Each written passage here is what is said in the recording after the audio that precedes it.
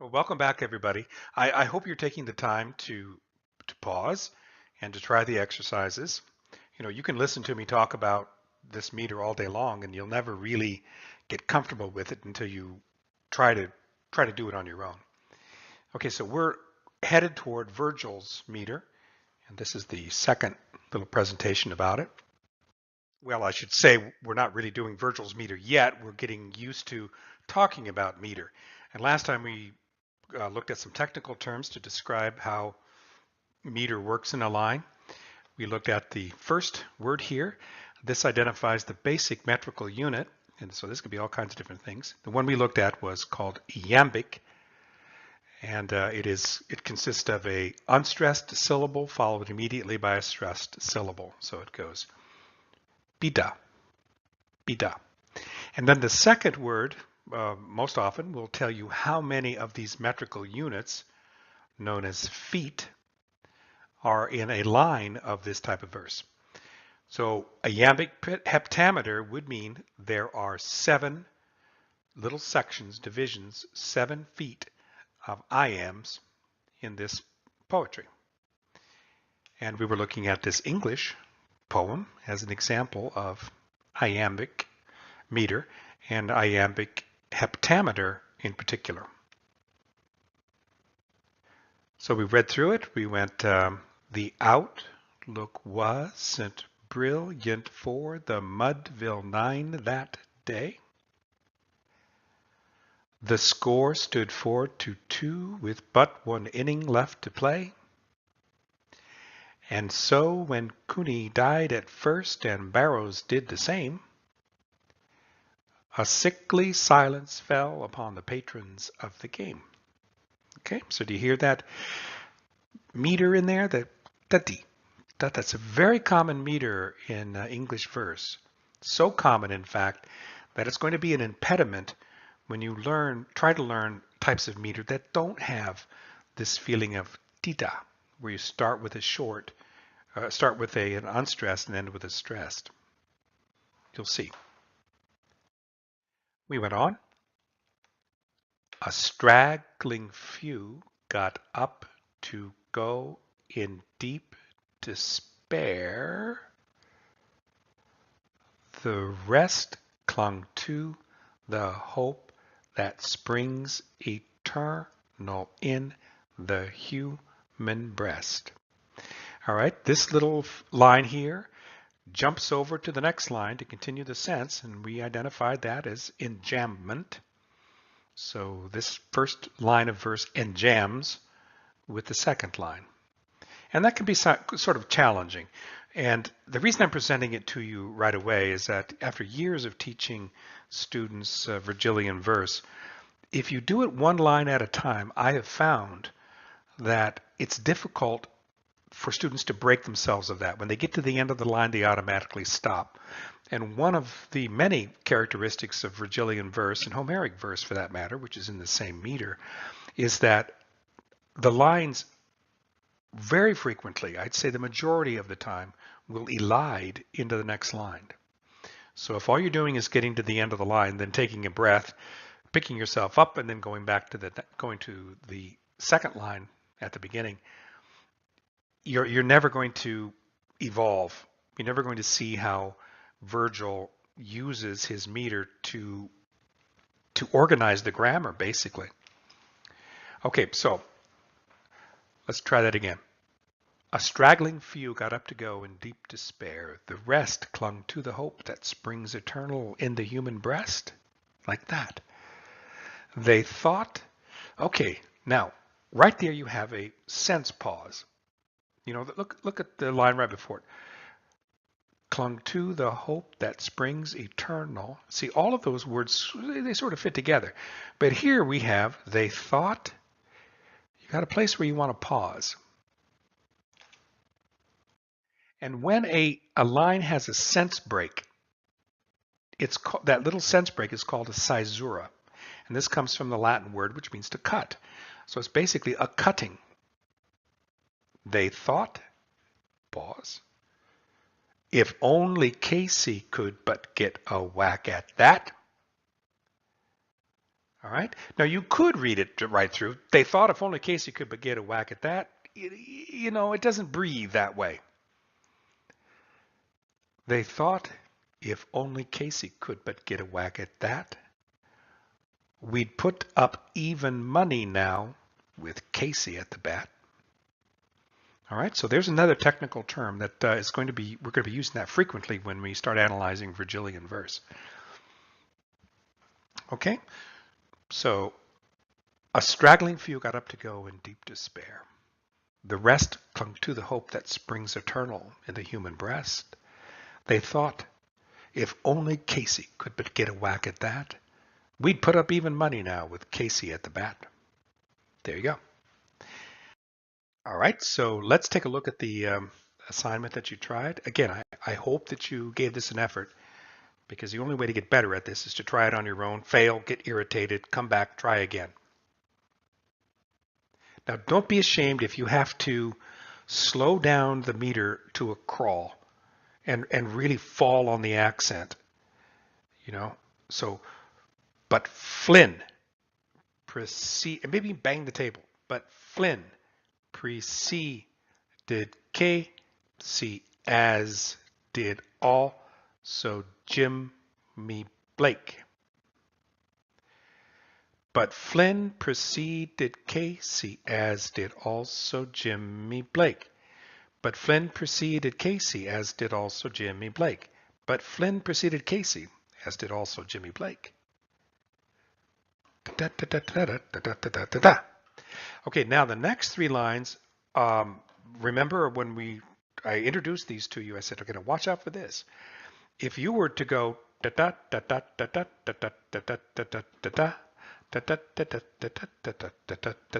for more than about 5 minutes, it would drive you crazy, wouldn't it? And so what the poet can do to vary things a little bit is to take that first, the short that starts an IM and turn it into two shorts, run them really close together. And that's what we have in the second line. So it's not, and the former was a puddin'. That would be crazy. And the four, da-da-dee, da-da-dee. And the former was a puddin', whatever puddin' is, I guess it's not good. And the latter was a fake. And the former was a puddin', and the latter was a fake. Next line, same thing. So upon, da-da-dee. So upon that stricken multitude, melancholy sat. For there seemed but little chance of Casey getting to the bat. Okay, I did those last two lines maybe a little too quickly. I'll do them again slowly. So upon that stricken multitude, grim melancholy sat. For there seemed but little chance of Casey getting to the bat. All right. Now, something else that occurs to me that I want to point out is that this type of verse works really well for words with only two syllables in it. And English has a lot of words with only two syllables. But when you get words of more than one syllable, something starts to happen to English words. And one thing that happens is that I'll say all, I think all, excuse me, all words, well, that was terrible. All words with more than two syllables have subsidiary accents. So let's take the word multitude. It has three syllables. But we don't say multitude. We say multitude. And so the tude has a little accent on it. And if it didn't, if the tid and the tud were both unaccented, it wouldn't fit into an iambic meter, because an iambic meter is an alternation between unaccented and accented. So they're really kind of difficult to work polysyllabic words, more than two syllables, into a line of iambic meter in English. because you have to position them just right so that you have the long followed by a short and then a long again, or vice versa, short followed by a long followed by a short. Multitude melancholy sat, right? If you look at this, there's only one other word with more than 2 syllables, and that's in line 1 there, preceded. And there the accent is on the second to the last syllable, so you have shorts on both sides, and so it fits perfectly into iambic meter. Okay, let's move on. We're talking about English language meter, and the way it works, just to review, is that it works with the normal stress accent of the words, stress, non-stress, or non-stress, stress. And we've been looking at iambic type of arrangement.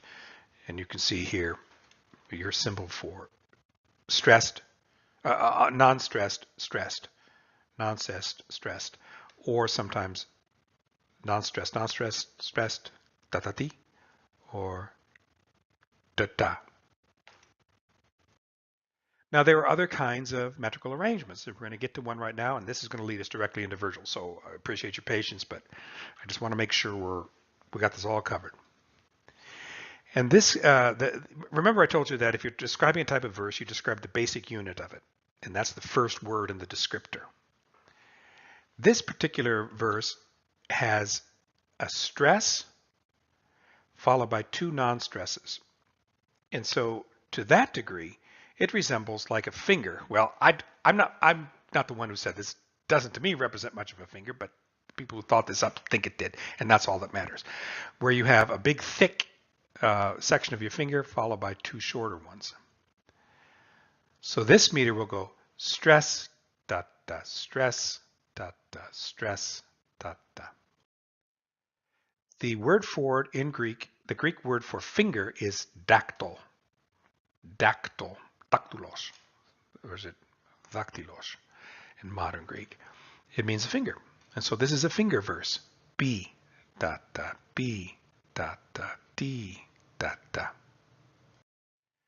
And here it is represented in English. Stress, da, da, stress, da, da, stress, da, da. D, da, da, D, da, da, D, da, da. Now you can't do that for a long time because once again you'll go crazy. So what the poet can do is to replace those 2 unaccented syllables with 1 syllable, which it may not have an accent, but it slows things down a little bit. So a line of verse could go like this. D, da, da, D, da, da, D, da, da, D, da, D, da, da, D, da.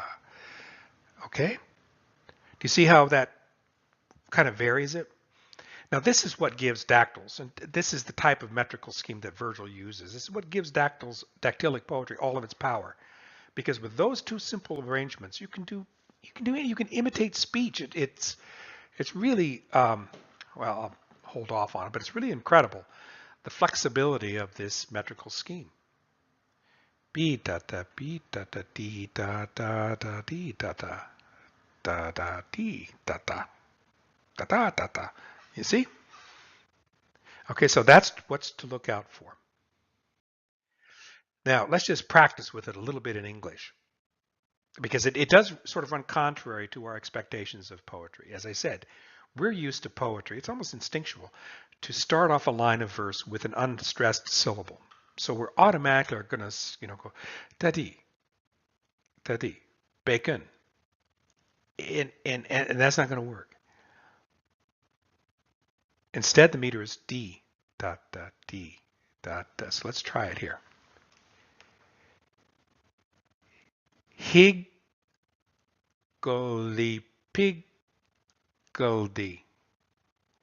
Higgledy-piggledy. That's hard to do slow. So you have 2 little dactylic feet.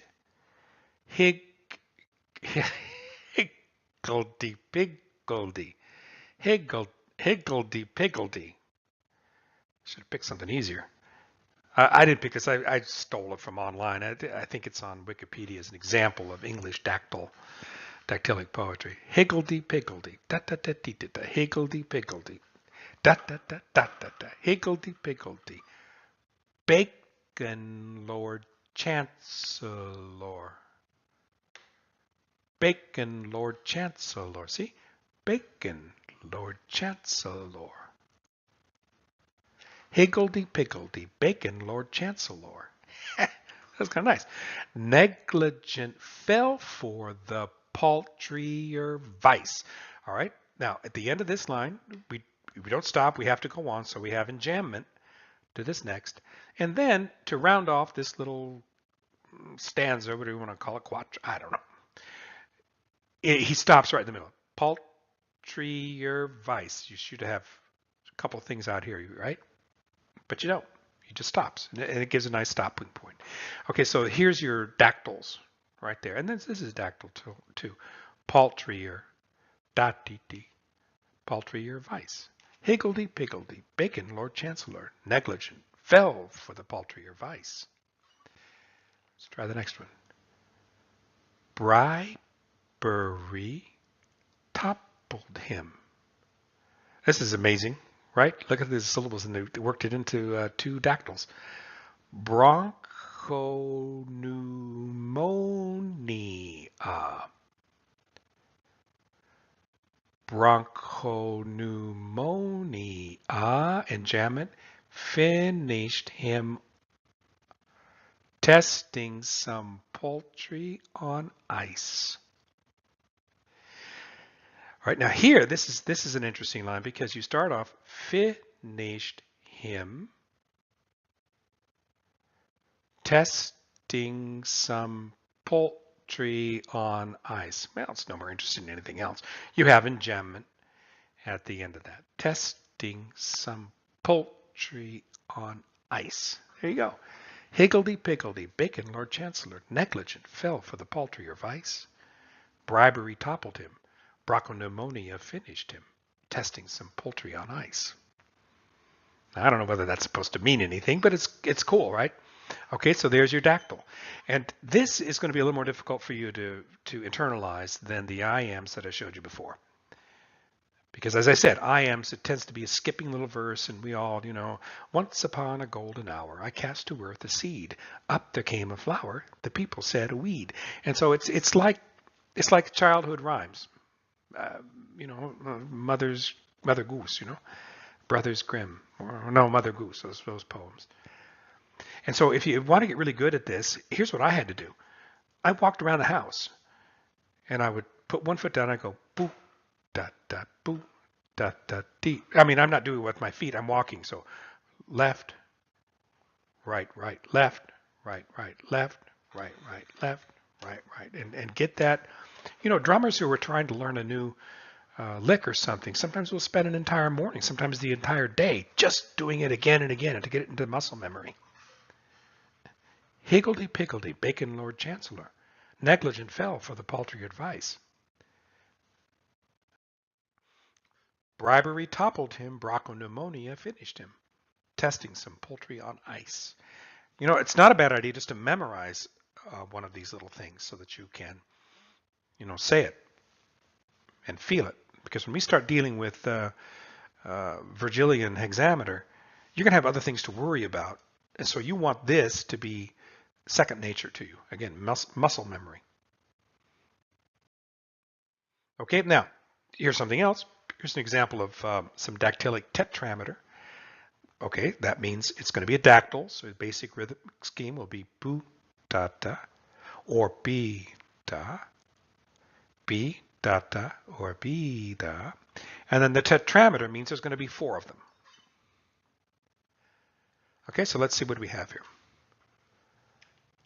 Just for a handful of silver he left us. Okay, so there's the variation. Just for a ribbon to stick in his coat. Now I put an X there because we're missing that last syllable or 2 syllables. He cuts it off to give those two lines a sense of completion. So just for a handful of silver he left us, just for a ribbon to stick in his coat. Found the one gift of which fortune bereft us, lost all the others she lets us devote. And then missing two things. Let's do it again. Just for a handful of silver he left us, just for a ribbon to stick in his coat. Found the one gift of which fortune bereft us, lost all the others she lets us devote. Yeah, okay, let's do the next. They, just trust your meter. They with the gold to give doled him out silver. So much, not so much, but so much was theirs who so little allowed, cut off, how all our copper had gone for his service. Again, they with the gold to give doled him out silver. So much was theirs who so little allowed. How all our copper had gone for his service. I don't pretend to know what this means, but that's the meter. Okay, so that's enough. Take some time and try to do these dactyls. These are lines with two dactyls in them, and it comes from The Charge of the Light Brigade. I think that's it by Tennyson. And so walk around the room, you know, boo da da dee da da dee da da dee da dee da da dee da da da, and get this into your system, and then try to analyze the metrical scheme of these verses. All right.